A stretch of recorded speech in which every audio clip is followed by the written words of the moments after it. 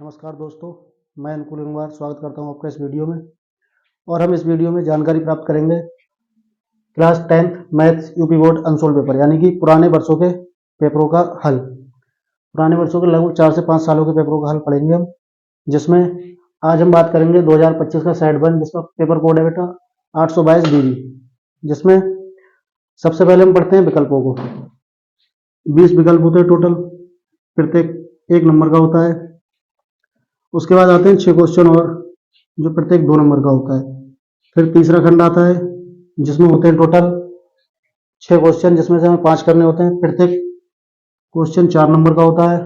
और उसके बाद सबसे लास्ट में क्वेश्चन होते हैं जो होते हैं 6 नंबर के।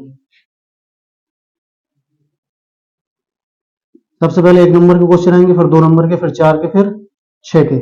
इस तरह से हम क्वेश्चनों को पढ़ेंगे, जिसमें 1 नंबर के टोटल 20 विकल्प होते हैं।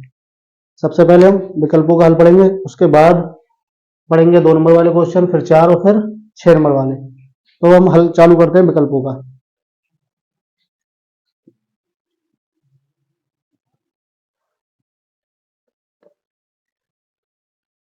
जिसमें पहला विकल्प है एक परमेय संख्या और एक अपरमेय संख्या का योग होगा। 4 ऑप्शन दिए होंगे। नंबर 1 परमेय संख्या, नंबर बी प्राकृतिक संख्या, नंबर सी पूर्ण संख्या और नंबर डी होता है अपरमेय संख्या। क्या होता है, अगर हम परमेय संख्या में अपरमेय संख्या जोड़ें या घटाएं, अपरमेय संख्या जोड़ें या घटाएं, तो उसका जो भी योगफल या अंतर आएगा वो हमेशा अपरमेय संख्या ही होगा। यदि परमेय संख्या और अपरमेय संख्या की गुणा या भाग की जाए, तब भी हमारा जो गुणनफल और भागफल आएगा वो हमेशा अपरमेय होगा। और यदि परमेय संख्या में अपरमेय संख्या यानी कि परमेय संख्या और अपरमेय संख्या को घटाया जाएगा, तब भी आंसर हमेशा कैसा आएगा, अपरमेय। जोड़ो, गुणा करो, भाग करो या फिर परमेय संख्या में से अपरमेय संख्या घटाओ, हमेशा आंसर कैसा आता है, अपरमेय। लेकिन यदि अपरमेय संख्या की अपरमेय संख्या से गुणा की जाए, अपरमेय संख्या की अपरमेय संख्या से गुणा की जाए, तो आंसर परमेय भी हो सकता है और अपरमेय भी आ सकता है। ये कुछ पॉइंट है जो आप लोग नोट भी कर सकते हो। यहाँ पर हमें दिया था एक परमेय संख्या और एक अपरमेय संख्या का योग क्या होगा। तो एक परमेय संख्या और एक अपरमेय संख्या का योग हमेशा होता है अपरमेय संख्या। तो हमारा ऑप्शन डी ठीक हो जाएगा, अपरमेय संख्या। इसके बाद पढ़ेंगे हम क्वेश्चन नंबर 2। क्वेश्चन नंबर 2 है संख्या 156 का अभाज्य गुणनखंडन क्या होगा। अभाज्य गुणनखंडन, अभाज्य गुणनखंडन से मतलब है जो भी संख्या उसके करने बेटा गुणनखंड। कैसे करेंगे,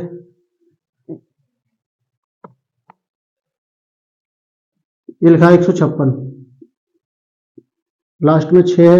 लास्ट का हम चेक करते हैं गुणनखंड करते हुए, लास्ट में 6। ये 2 का एक नियम होता है विभाज्यता का, जिसमें लास्ट की संख्या अगर 2 से कट जाती है, यानी लास्ट का अंक 2 से कट जाता है, तो पूरी संख्या भी 2 से विभाज्य हो जाती है। जैसे 2 से काटेंगे, 1 कटेगा नहीं, 2 संख्या एक साथ ले लेंगे 2 अंकों को, तो हो जाएगा 2 सत्ते 14, 1 बचेगा, 1 6 के पास में आएगा, हो जाएगा 16, 2 अट्ठे 16, फिर लास्ट में 18 2 से कट जाएगा, 2 तियां 6, 2 ने 18, 39 3 से कटेगा, 3 एकम 3 और 3 तियां 9, 13 एक अभाज्य संख्या है, तो 13 13 से ही कटेगा। इसमें 2 आया बेटा 2 बार, 3 एक बार और 13 एक बार। यहाँ ऑप्शन में चेक कर लेंगे, जिसमें 2 2 बार होगा, 3 एक बार होगा, 13 एक बार होगा, भाई ऑप्शन हमारा ठीक हो जाएगा। जैसे यहाँ 2 एक बार है तो ये ऑप्शन होगा नहीं, यहाँ 2 2 बार है तो हो सकता है, यहाँ पर भी 2 2 बार है, यहाँ 2 एक बार है तो यही भी ऑप्शन नहीं होगा। उसके बाद चेक करेंगे इसको 3 को, 3 एक बार होना चाहिए, यहाँ पर भी एक बार है, यहाँ पर भी एक बार है। उसके बाद चेक करेंगे 13, 13 यहाँ पर है लेकिन ऑप्शन नंबर सी में नहीं है, तो ऑप्शन नंबर सी नहीं होगा, हमारा ऑप्शन नंबर बी हो जाएगा करेक्ट। ये हो गया हमारा 2 नंबर विकल्प। उसके बाद पढ़ते हैं तीसरे को। विकल्प नंबर 3 है यदि 3x + 5y बटे में लिखा है बेटा 3x माइनस 5y बराबर 7/3 हो तो x अनुपात y का मान क्या होगा। नोट कर लेंगे इसे। 3x प्लस 5y अपॉन में 3x माइनस 5y बराबर 7/3। क्रॉस मल्टीप्लिकेशन करते हैं इसकी, 3 से गुणा हो जाएगी ऊपर 3x प्लस 5y बराबर 7 की मल्टीप्लाई इधर हो जाएगी 7 3x माइनस 5y। एक एक करके गुणा कर लेंगे। 3 की गुणा 3 से करेंगे, 3 3 9x, 3 पंजे 15y, 7 3 21x, 7 पंजे 35y। x वालों को एक साथ कर लेंगे, y वालों को एक साथ, ये 9x होगा प्लस का 21x उठकर इधर आएगा, ये माइनस का हो जाएगा, बराबर में माइनस का 35y है, ये प्लस का 15y जब दूसरी साइड में आएगा तो ये हो जाएगा माइनस का 15y। 9x में से 21x घटाए जाएंगे, माइनस की संख्या बड़ी है तो बड़ी वाली में से छोटी वाली घटा लेंगे। 21 में से 9 घटाओ कितना बचेगा 12x। माइनस की संख्या बड़ी है तो यहाँ पर माइनस लग जाएगा, बराबर 35 और 15। 35 में अगर 15 जोड़ा जाएगा दोनों माइनस माइनस के प्लस हो जाएगा, माइनस के 50y। हमें निकालना x अनुपात y, हमें निकालना x अनुपात y। अनुपात का मतलब होता है x अनुपात के बाद में जो लिखा होता है उसे बटे में भी लिख सकते हैं। तो इसी तरह हम यहाँ पर y को ले आएंगे बटे में, x बटे y। अनुपात निकालना है, इसका मतलब 12 भी दूसरी साइड में ले जाओगे, गुणा में है भाग में जाएगा, माइनस से माइनस कैंसिल, 2 से कट जाएंगे दोनों, 2 दूनी 4, 1 बचेगा 10 हो जाएगा, 2 पंजे 10 और 2 छंग 12। x बटे y बराबर आएगा 25/6। या ऐसे लिख सकते हैं x अनुपात y बराबर 25/6। सवाल नंबर 3 में 25/6 ऑप्शन पहला वाला हो जाएगा करेक्ट हमारा। ये नोट करो, तुम कर सकते हो।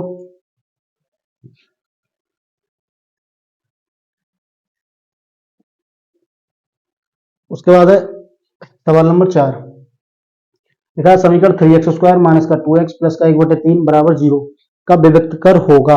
विविक्त कर समीकरण दिए, घात लगी है 2। ये हमारे चैप्टर नंबर 4 का सवाल है, दो घात समीकरण का। द्विघात समीकरण, द्विघात समीकरण का व्यापक रूप या मानक रूप होता है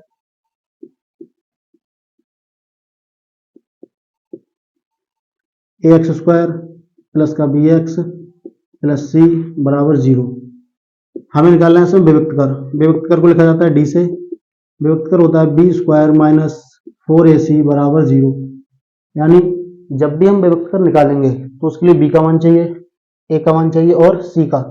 सबसे पहले जो समीकरण दी उसको लिख लिया जाएगा, 3x² माइनस 2x प्लस का 1/3 बराबर 0।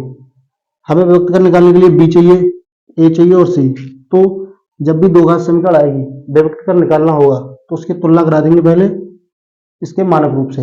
मानक रूप क्या है नीचे लिख देंगे, ax² प्लस का bx प्लस c बराबर 0 से तुलना कराएंगे। x² है, ये भी x² है, x² के साथ यहाँ a है, यहाँ पर 3 है तो a का मान हो जाएगा 3। x है, x है, b के साथ x के साथ यहाँ b है, x के साथ यहाँ माइनस का 2 है तो b का मान हो जाएगा माइनस का 2 और c का यानी अचर पद इसे बोलते हैं तो ये हो जाएगा 1/3। हमें निकालना है b² माइनस 4ac।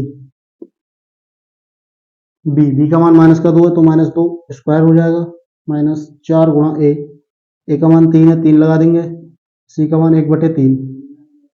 ये गुणा में भाग में 3 से 3 कट जाएगा, 2 का स्क्वायर, 2 दूनी 4, माइनस है स्क्वायर होगा तो माइनस और माइनस हो जाएगा प्लस, ये -4 है, +4 -4 आपस में कट जाएंगे, आंसर आएगा 0।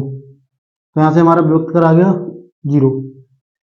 उसके बाद है सवाल नंबर 5 यानी विकल्प संख्या 5, जिसमें हमसे बात की गई है निम्नलिखित सारणी का माध्य क्या होगा।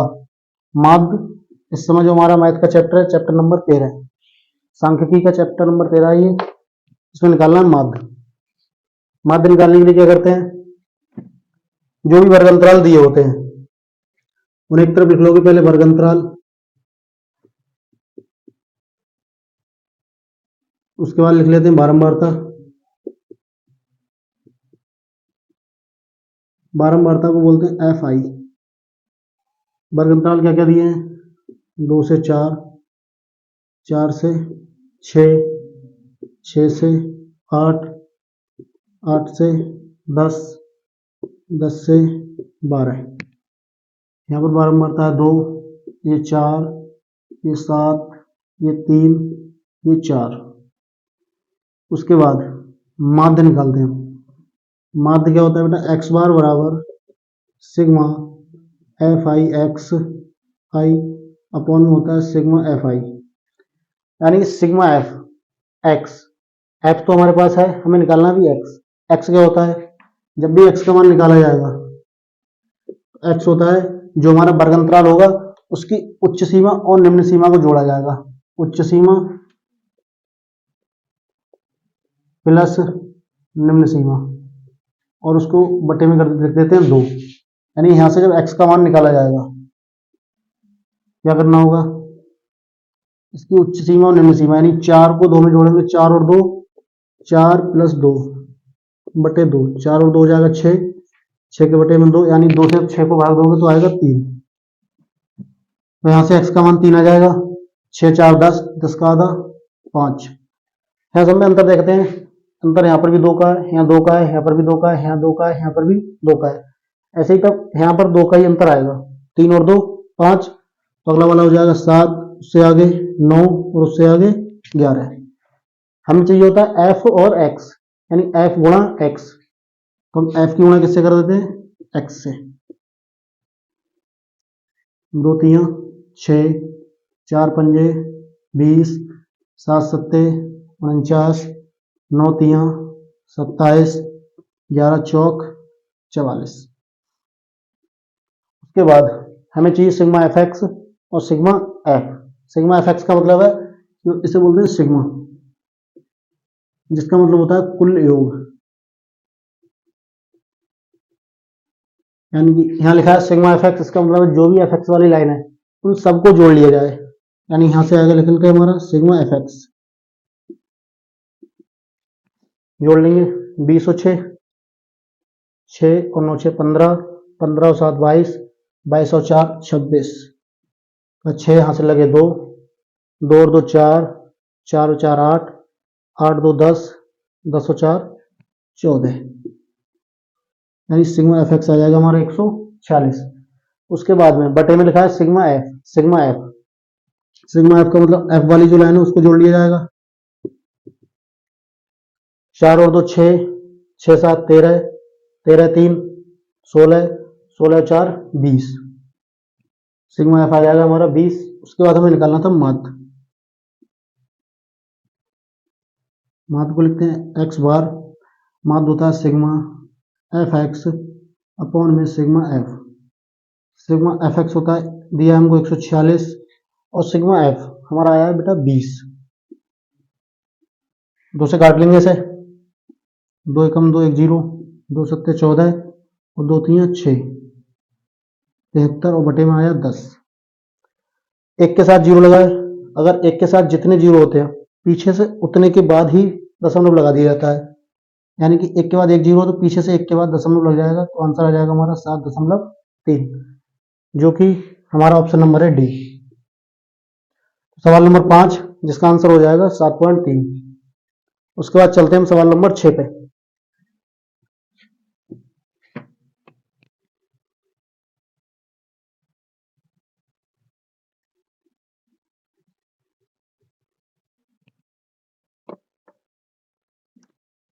सवाल नंबर 6 दिया है त्रिभुज एबीसी में डीई समांतर है बीसी के। डीई ये डी है, वो समांतर है बी और सी के। इस प्रकार है कि एडी बराबर 1.5 दिया, यानी एडी की लंबाई दी 1.5। डीबी बराबर 3 सेंटीमीटर दिया है, यानी कि जो हमारी डीबी है वो दिया 3 सेंटीमीटर, और एई बराबर दिया 2 सेंटीमीटर। एई का मान दिया 2 सेंटीमीटर। एसी की माप होगी, यानी हमें निकालना है बेटा पूरा एसी, ये पूरा निकालना है। ये सवाल है हमारा चैप्टर नंबर 6 का, जिसमें हमने पिरामिड पढ़ी होती है थेल्स पिरामिड। इसमें पढ़ते हैं हम थेल्स पिरामिड। क्या होती है थेल्स पिरामिड? एक त्रिभुज में दो भुजाओं को काटती हुई जो एक अन्य भुजा रह जाती है, यानी तीसरी, उस भुजा के समांतर एक लाइन दी होती है। अगर ऐसा कुछ है, दो भुजा को काटती हो और तीसरी भुजा जो रह गई है उसके समांतर अगर लाइन खींची गई है, तो इन भुजाओं का अनुपात हमेशा बराबर आता है। ये भुजा जो होती है समानुपाती। लेकिन इसकी एक उप प्रमेय है जिसमें हम ऊपर का हिस्सा ले लेंगे, यानी ए बटे ये पूरा ए बी बराबर होना चाहिए ए एफ और इस पूरे के यानी ए सी के। ऐसा कुछ सवाल हमारा दिया है जहां लिखा है ए डी डी बी ए ई और ई सी। यहाँ करेंगे कि हम ये आधा हिस्सा और ये वाला पूरा, ये आधा और ये पूरे का अनुपात में ले लेंगे, यानी आ जाएगा हमारा ए डी बटे में हो जाएगा ए बी बराबर ये आधा और ये पूरा। आधा वाला इधर ऊपर लिखा था तो आधा वाला इधर ऊपर और ये पूरा पूरा कितना है ए सी। ए डी का मान दिया 1.5, ए बी हो जाएगा हमारा 1.5, ये और 3 ये टोटल हो जाएगा हमारा 4.5 बराबर ए हो जाएगा 2। उसके बाद ए सी हमें टोटल निकाल के दिखाना है। पॉइंट से पॉइंट कैंसिल, यानी बचेगा कितना, ऊपर 15 बचेगा नीचे 45 बराबर में 2 बटे में ए सी। 15 एकम 15, 15 तिया 45, ए सी की गुणा इधर हो जाएगी, क्रॉस करेंगे तो ए सी एकम ए सी 3 दूनी 6। ए सी का जो मान है हमारा वो निकल के आ जाएगा 6। ये ऑप्शन नंबर 1 है, ए सी बराबर 6। ये हमारा सवाल नंबर 7 बिंदु 2,3 और 4,1 के बीच की दूरी होगी। दो बिंदुओं के बीच की दूरी के बारे में पूछा गया है।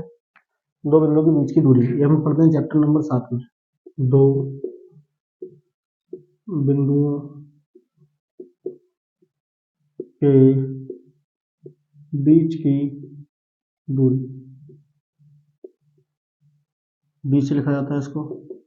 इसका जो फॉर्मूला होता है वो होता है x2 माइनस x1 का square plus y2 minus y1 का स्क्वायर। दो पॉइंट होता है x2 x1 y2 y1।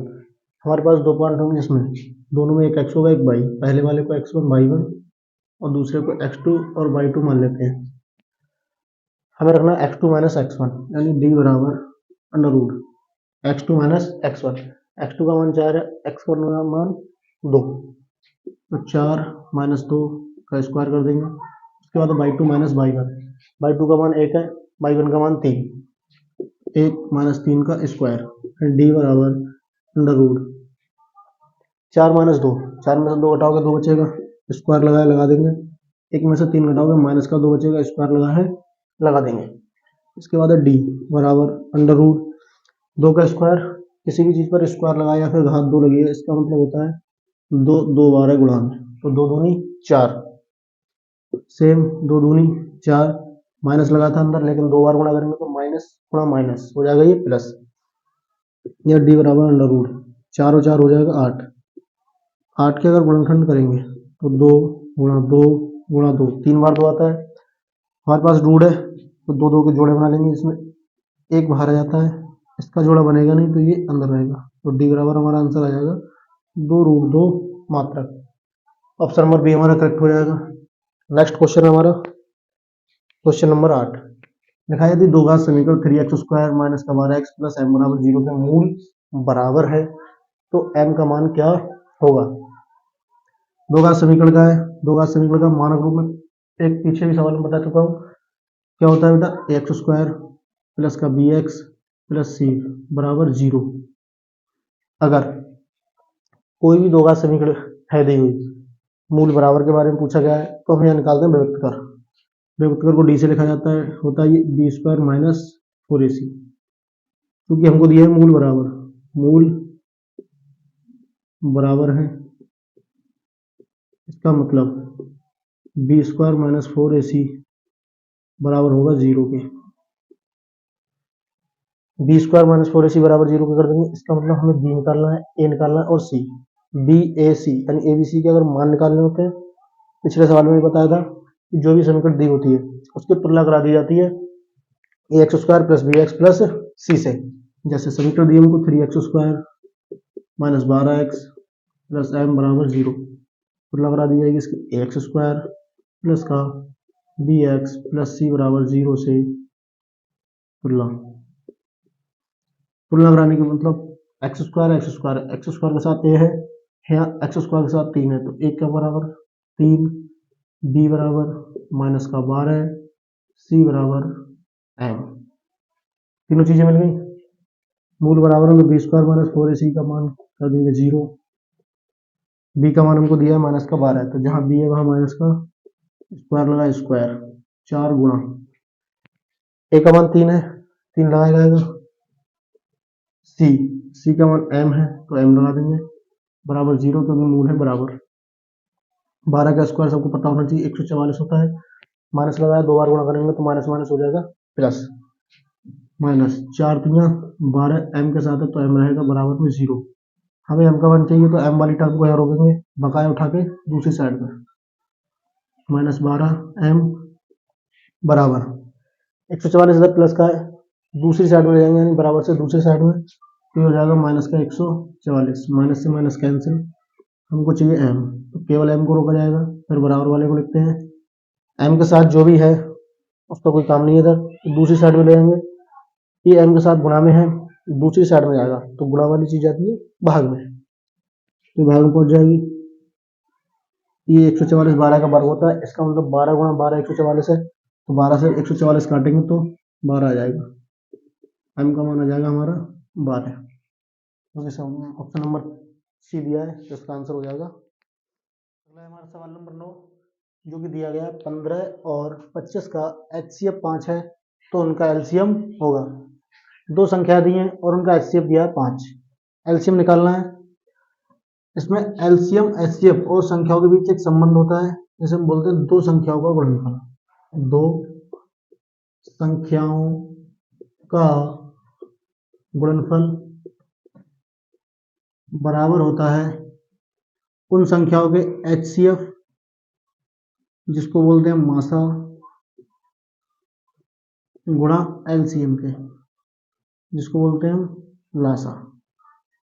अगर हमें कोई दो संख्याएं दी हैं, अगर हम दोनों संख्याओं की गुणा करें और उन्हीं दोनों संख्याओं के एलसीएम यानी लासा, HCF यानी कि मासा, इन दोनों की गुणा करें तो हमेशा दोनों ओर का जो गुणनफल है वो रहेगा बराबर। अब हमें दो संख्या क्या दी, एक दी 25 और एक दी 15, 15 गुणा 25 बराबर होगा इनके HCF जो कि हमें दिया है 5 गुणा इनका एलसीएम जो कि हमें निकालना है के बराबर होगा। 5 से 25 कट सकता है, 5 पंजे 25, 5 बार जाएगा, ये दोनों गुणा में 15 की गुणा 5 से हो जाएगी, 15 पंजे 75 बराबर एलसीएम। तो हमारा जो एलसीएम है वो आ जाएगा 75 जो कि ऑप्शन नंबर बी करेक्ट हो जाएगा। नेक्स्ट क्वेश्चन है हमारा क्वेश्चन नंबर 10 जिसमें लिखा है AP 3,1, -1, -3 का सार्वंतर होगा। इसमें हमें सार्वंतर निकालना है। सार्वंतर क्या होता है, AP का मतलब होता है समांतर श्रेणी। हमारा चैप्टर नंबर 5 है एक्सरसाइज 5 में जो किस पर आधारित है, समांतर श्रेणी। समांतर श्रेणी में एक चीज आती है इसे बोलते हैं सार्वंतर। सार्वंतर जिसे डी से लिखा जाता है। सार्वंतर जब भी निकालना है, कोई भी एपी दी है उसमें जब सार्वंतर निकालना होता है तो कोई भी दो पद ले लेते हैं और आगे वाले पद से पीछे वाले पद को घटा दिया जाता है। जैसे यहाँ हमें डी निकालना है, कैसे निकालेंगे, दो पद ले ले रहे, मैं शुरू के ही दो पद ले ले रहा हूँ, एक आगे वाले में से पीछे वाला घटाओ, एक में से कितना घटेगा 3, तो डी बराबर एक में से 3 घटेगा कितना बचेगा -2, तो यहाँ पर हमारा सार्वंतर हो जाएगा -2 जो कि ऑप्शन नंबर 1 ठीक हो जाएगा। इसके बाद सवाल नंबर 11 है हमारा, लिखा है निम्नलिखित सारणी का माध्यक वर्ग होगा। यहाँ हमें निकालना है माध्यक वर्ग। तो जब भी माध्यक पूछा जाता है सबसे पहले बनाई जाती है संचयी बारंबारता। तो हम बना लेंगे संचयी बारंबारता। कैसे बनती है संचयी बारंबारता? पहले वाले पद को ऐसा ही लिख लेते हैं, फिर पहले वाले में यानी ऊपर वाले में अगला वाला जोड़ते हुए चले जाते हैं। जैसे 7 में कितना जोड़ देंगे? 2, 2 और 7 9। अब 9 आया है तो 9 में जोड़ देंगे 3, 9 और 3 12। अब 12 आया, 12 में जोड़ा जाएगा 10, 12 10 22, 22 आ गया, 22 में क्या जुड़ जाएगा? 4, तो ये बनेगा 26। ये हमने संचयी बारंबारता निकाल ली। अब यहां से निकालते हैं एन का मान। एन क्या होगा? इन सबको जोड़ लिया जाएगा, 26 आया है जोड़ के तो 26 ही आएगा। फिर इसमें निकाला जाता है एन बटे 2। एन बटे 2 क्या होगा? एन का मान 26 है, बटे में 2 है तो 2 से भाग कर देंगे, कितना आएगा? 13। इस 13 को चेक करते हैं हम संचयी वार्ता में कि किसके अंतर्गत ये आएगा। जिसके अंतर्गत आएगा ठीक उसी के सामने वाला वर्ग ही हमारा माध्यक वर्ग कहलाता है। ये है 13, 12 के अंतर्गत आएगा नहीं, किसके अंतर्गत आएगा? 22 के। जब 22 के अंतर्गत आएगा तो इसके सामने वाला वर्ग देख लेंगे कौन सा है? 15 से 20। तो हमारा यहाँ जो माध्यक वर्ग है, माध्यक वर्ग वो हो जाएगा 15 से 20, जो कि हमारा ऑप्शन नंबर दिया है डी। तो हमारा माध्यक वर्ग हो जाएगा इसमें 15 से 20, ऑप्शन नंबर डी हमारा हो जाएगा करेक्ट। इसके बाद अगला सवाल है सवाल नंबर 12। यदि tan a बराबर 1 तो 2 sin a cos a का मान होगा। अब यहाँ पर भी ये लिखा है, यहाँ पर भी ये लिखा है, यहाँ पर भी ये, यानी कि हमारा जो कोण यानी जो थीटा है वो यहाँ पर समय बराबर एक जैसा है, तो यहाँ से हम थीटा का मान निकाल सकते हैं। tan a, जब भी ऐसा कुछ हो सबसे पहले एक का मान देखेंगे सारणी में क्या होता है। एक्सरसाइज जो 8.2 में है, सारणी के हिसाब से एक, वो भी जब इधर tan है तो इधर भी tan ही देखना है। tan 45 का मान 1 होता है। अगर दोनों की तुलना कराई जाए तो a बराबर भी कितना आएगा? 45। यानी इससे हमें पता लग गया कि a का मान जो कोण है वो कितने डिग्री का है? 45। जो भी है यहाँ रख दिया जाएगा। 2 साइन a का मान 45 डिग्री गुणा कॉस a का मान 45 डिग्री, 2 गुणा साइन 45 क्या होता है? 1/√2। कॉस 45 भी होता है 1/√2। 2 गुणा 1 की गुणा 1 से करोगे 1 आएगा। अगर √2 की गुणा √2 से की जाएगी, जब भी रूट वाली संख्या होगी आपस में गुणा होती है तो रूट हट जाता है और संख्याएं बाहर आ जाती हैं। अगर एक जैसी रूट वाली दो संख्याएं और आपस में गुणा की जाए तो रूट हट जाएगा और संख्या वापस आ जाएगी। यहाँ पर भी सेम ऐसा ही होगा। कितना आएगा? 2, 2 से 2 कैंसिल हो जाएगा और बचेगा कितना? 1। तो हमारा आंसर हो जाएगा इसमें 1, जो कि ऑप्शन नंबर डी ठीक हो जाएगा। अब नेक्स्ट वाला सवाल नंबर 13 है। देखा एक वृत्त के केंद्र से 25 सेंटीमीटर की दूरी पर, एक वृत्त के केंद्र से 25 सेंटीमीटर की दूरी पर स्थित बिंदु Q से वृत्त की स्पर्श रेखा की लंबाई 24 सेंटीमीटर है। एक कोई वृत्त है, वृत्त के केंद्र से, वृत्त का कोई केंद्र मान ले रहे हैं O, इस वृत्त के केंद्र से 25 सेंटीमीटर की दूरी पर स्थित बिंदु Q, मान लो इससे कोई बिंदु है जो 25 सेंटीमीटर की दूरी पर स्थित है जिसका नाम है Q। वृत्त की स्पर्श रेखा की लंबाई 24 सेंटीमीटर है। इस बिंदु Q से, इस बिंदु Q से एक स्पर्श रेखा है वृत्त की जिसकी लंबाई है 24 सेंटीमीटर। ये मान लेंगे बिंदु P पर स्पर्श कर रही है तो इसकी लंबाई है 24 सेंटीमीटर। हमसे कहा गया है वृत्त की त्रिज्या होगी, यानी वृत्त की त्रिज्या निकालनी है।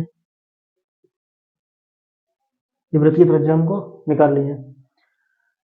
हमने पढ़ी परिमेय 10.2 पढ़ी होगी, परिमेय 10.1 जो कि बताती है, परिमेय 10.1 कहती है अगर वृत्त पर कोई स्पर्श रेखा है तो वृत्त की त्रिज्या हमेशा स्पर्श रेखा पर लंब होती है। लंब होती है इसका मतलब ये कोण 90 डिग्री का होगा। अगर ये कोण 90 डिग्री का है तो ये बनता है हमारा समकोण त्रिभुज। त्रिभुज बन जाएगा OP और ये हो जाएगा Q। त्रिभुज OP और Q जिसमें कोण P हो जाएगा हमारा 90 डिग्री यानी समकोण। तो हमारा जो त्रिभुज OPQ है, त्रिभुज OPQ, OP और Q, ये हो जाएगा समकोण। अगर ये त्रिभुज समकोण है तो समकोण त्रिभुज में एक प्रमेय लगती है, इसको बोलते हैं पाइथागोरस प्रमेय। पाइथागोरस प्रमेय, पाइथागोरस प्रमेय क्या बताती है? जिन दो भुजाओं पर 90 डिग्री के कोण बनते होंगे उनमें से एक लंब होता है एक आधार, और इस लंब के ठीक सामने वाली भुजा को बोलते हैं कर्ण, जो कि हमें दी है 25। और इस प्रमेय के अनुसार कर्ण का स्क्वायर हमेशा बराबर होता है आधार के स्क्वायर के प्लस लंब के स्क्वायर के। चाहे इसे आधार मान लो, चाहे इसे, अगर इसे आधार मानोगे तो ये लंब हो जाएगा, इसे आधार मानोगे तो ये लंब हो जाएगा। अभी मान लेना ये लंब है, कर्ण मान लेना हमारा OQ, OQ का स्क्वायर, आधार माना हमने है PQ, तो PQ का स्क्वायर प्लस लंब हम मान ले रहे हैं अपना OP, तो इस OP का स्क्वायर बराबर होंगे। हमें निकालना क्या है? त्रिज्या यानी OP। अगर OP का स्क्वायर निकालेंगे, बराबर में लिखा है हमारा OQ, इस PQ को OQ के साथ ले जाएंगे तो ये हो जाएगा माइनस का PQ स्क्वायर। निकाल लेंगे OP बराबर OQ, OQ का मान दिया हमारे पास में 25, तो 25 का स्क्वायर माइनस PQ, PQ का मान दिया हमारे लिए 24, तो 24 का स्क्वायर। 25 का स्क्वायर 625 होता है, 24 का स्क्वायर होता है 576। अगर 625 में से 576 घटाएंगे तो कितना बचेगा हमारा? यहाँ बचेगा 9 और ये बचेगा 4, 49, यानी कि जो OP का स्क्वायर है वो आ जाएगा बराबर किसके? 49 के। ये स्क्वायर है, इधर स्क्वायर बनाना है, तो OP का स्क्वायर बराबर, ये किसका स्क्वायर होता है? 7 का। OP स्क्वायर बराबर आ गया हमारा 7 स्क्वायर, यानी कि हम लिख सकते हैं कि OP बराबर 7, और OP ही हमारी क्या थी? त्रिज्या। OP बराबर आ गया 7, तो हमारा ऑप्शन नंबर 1 करेक्ट हो जाएगा, यानी त्रिज्या आ जाएगी हमारी 7 सेंटीमीटर। 7 सेंटीमीटर यहाँ पर दी हुई थी, OP क्या मानी थी हमने? त्रिज्या। त्रिज्या हो जाएगी हमारी 7 सेंटीमीटर। बढ़ते हैं सवाल नंबर 14 की तरफ। सवाल नंबर 14 क्या है? देखो लिखा है एक मीनार की ऊंचाई 20 मीटर है, जमीन पर बनने वाली इसकी छाया की लंबाई 20√3 मीटर है, उन्नयन कोण का मान होगा। मान ले रहे हैं कोई मीनार है बेटा, ये है मीनार, जिसकी लंबाई हमारे लिए ऊंचाई दी है 20 मीटर। ये 20 मीटर ऊंची मीनार है, इसकी परछाई बन रही है जमीन पर, ये परछाई बनेगी ऐसे, जिसकी लंबाई दी है हमको परछाई की 20√3 मीटर। हमसे पूछा गया उन्नयन कोण, ये हो जाएगा हमारा उन्नयन कोण। इसको A मान लेंगे, इसको B और इसको C। तो यहाँ पर जो हमारा उन्नयन कोण है उसे मान लेंगे हम C, यानी हमें निकाल के दिखाना है उन्नयन कोण। कोण C बताना है, कैसे बताएंगे? हम पढ़ते हैं इसमें लाल बटे कक्का, जिससे संबंध ढूंढते हैं लंब, आधार और कर्ण में। यहाँ पर लंब का लंबाई दिया है और आधार का लंबाई दिया है, यानी कि लंब और आधार में संबंध ढूंढना है। लास्ट वाला होता है लंब बटे आधार, पहला होता है साइन, दूसरा होता है कॉस, तीसरा होता है टेन। सेम उल्टा हो जाएगा, इधर हो जाएगा कॉट, इधर हो जाएगा सेक और इधर हो जाएगा कोसेक। हमें चाहिए लंब और आधार में संबंध, तो ठीक है तीसरा वाला लग जाएगा, जो कि दिया है लंब बटे आधार, और लंब बटे आधार किसके बराबर होता है? tan थीटा के। लंब बटे आधार बराबर होता है tan थीटा। थीटा की जगह यहाँ C है तो C लगा सकते हैं, tan C। लंब और आधार, लंब दिया है हमारा 20, आधार दिया है 20√3, बराबर में लिख सकते हैं हम tan C, या tan C बराबर 20 से 20 कट जाएगा, 20 एकम 20, 20 एकम 20, ऊपर बचेगा 1, अपॉन में बचेगा केवल √3, यानी अब आ गया हमारा tan C बराबर 1/√3। जब भी ऐसी कंडीशन बनती है, इधर tan है तो इधर भी tan में ही सारणिक मान हो जाएगा। tan C 1/√3 tan 30 का मान होता है, 1/√3 की जगह लिख सकते हैं हम tan 30 डिग्री। हमें पता है tan 30 डिग्री बराबर होता है 1/√3। इधर भी tan है, इधर भी tan है, यानी कि तुलना कराई जाएगी तो C का मान कितना आ जाएगा 30 डिग्री। तो C बराबर यहां से लिख सकते हैं हम 30 डिग्री। C हमने उन्नयन कोण माना था और C बराबर ही आ गया 30 डिग्री, तो हमारा उन्नयन कोण आ जाएगा 30 डिग्री, जो कि ऑप्शन नंबर ए करेक्ट हो जाएगा। इसके बाद बढ़ते हैं अगले सवाल की तरफ। सवाल नंबर है 15। सवाल नंबर 15 में लिखा है 14 सेंटीमीटर त्रिज्या के एक वृत्त का एक चाप उसके केंद्र पर 30 डिग्री का कोण अंतरित करता है, संगत त्रिज्यखंड का क्षेत्रफल क्या होगा। एक वृत्त है,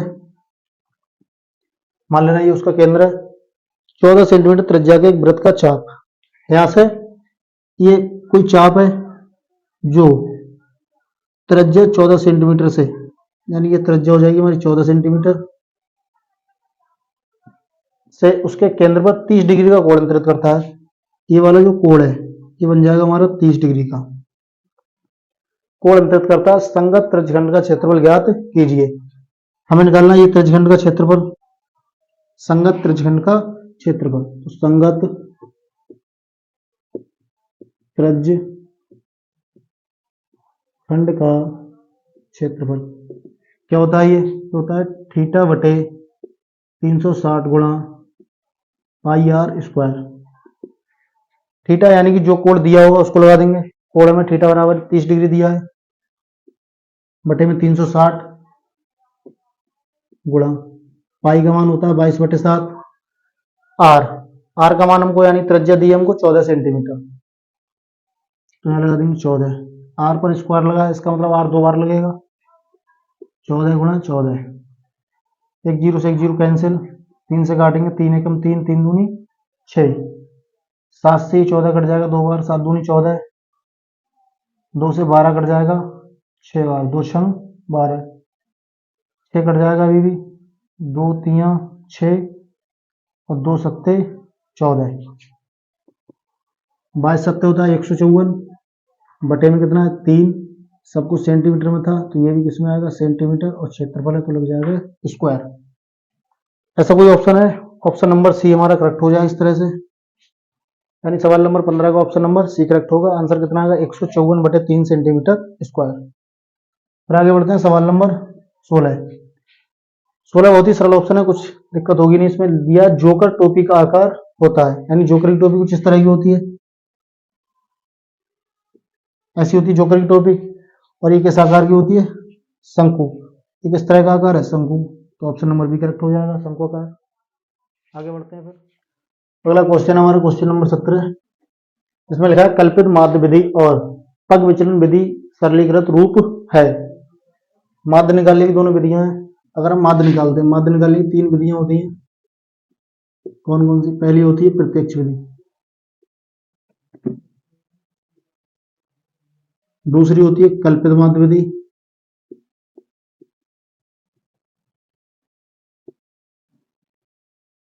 जिसमें तीसरी होती है पग विचलन विधि।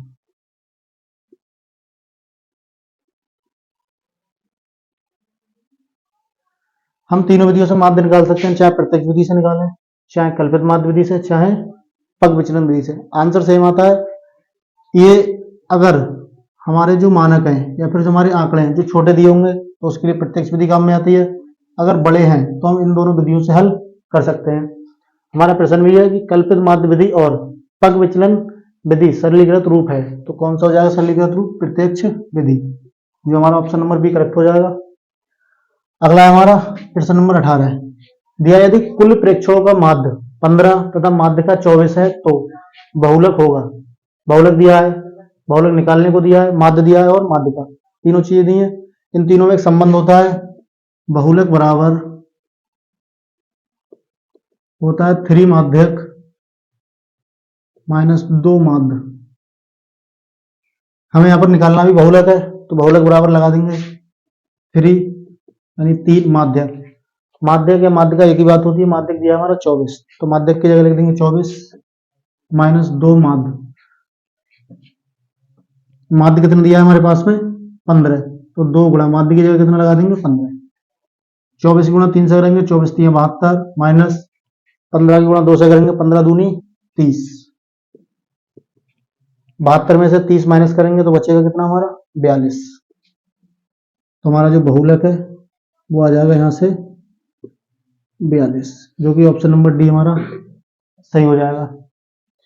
इसके बाद है सवाल नंबर 19।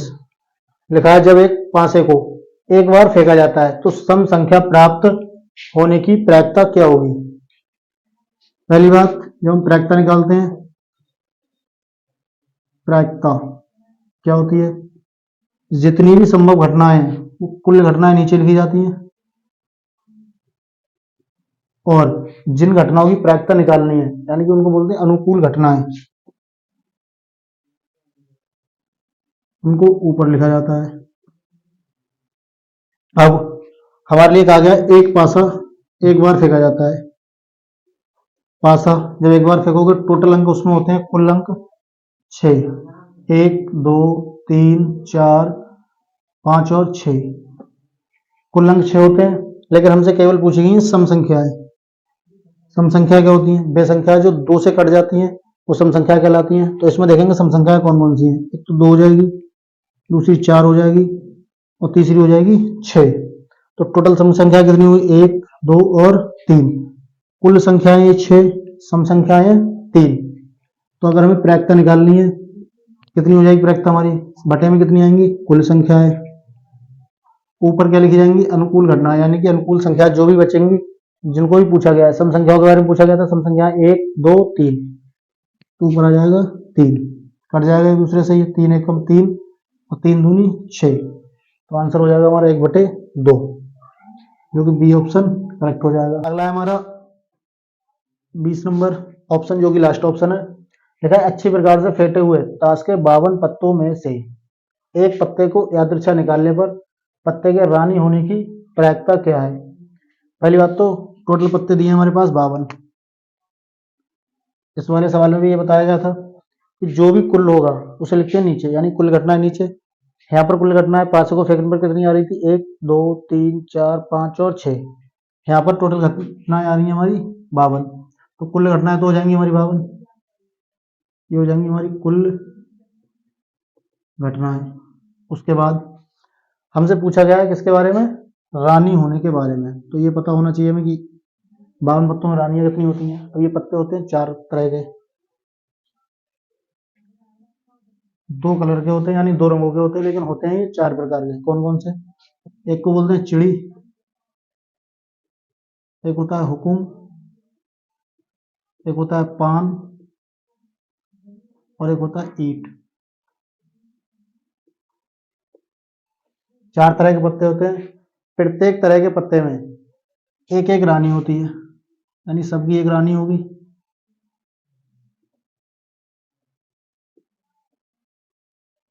तुम लोग एक गड्डी खरीद के देख सकते हो, उसमें जिस पे क्यू लिखा होगा उसे बोलते हैं रानी, क्यू यानी कि क्वीन।